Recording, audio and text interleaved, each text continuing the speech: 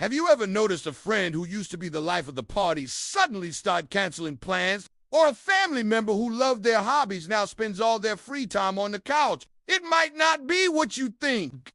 There's a psychological insight that says when a man loses his joy, he rarely says so. Instead, he starts shrinking his world. He builds a fortress around himself, small enough that disappointment can no longer get in.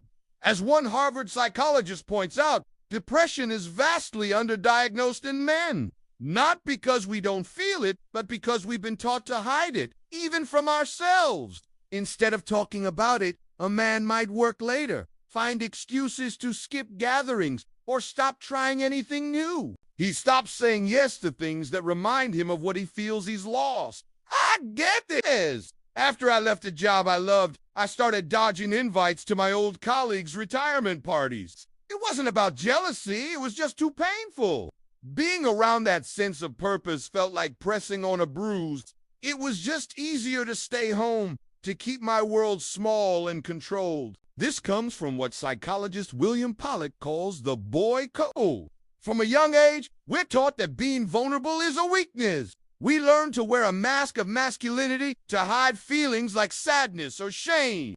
So instead of saying I'm hurting, a man might just disappear. He retreats into isolation where he doesn't have to perform being okay. When he feels like he's failing, he internalizes this deep shame, and withdrawing is his way of hiding it. Therapist Terrence Real calls this covert depression. It doesn't always look like sadness. It can look like workaholism, avoidance, or just pulling away. Men naturally pull back to process things, but when life gets too heavy, they don't bounce back. They stay isolated. This withdrawal is a defense mechanism. It's the brain going into survival mode where social interaction feels more like a threat than a comfort. To conserve energy, he cuts off non-essential things, and unfortunately, friends and hobbies are often the first to go. This is sometimes called shrinking world syndrome. Every canceled plan is an attempt to stay safe from pain. But here's the paradox. While it protects from disappointment, it also blocks out joy and connection. And chronic isolation just makes the brain more sensitive to stress, making the world feel even scarier. So, how do we break this cycle? It's not about a sudden, grand gesture.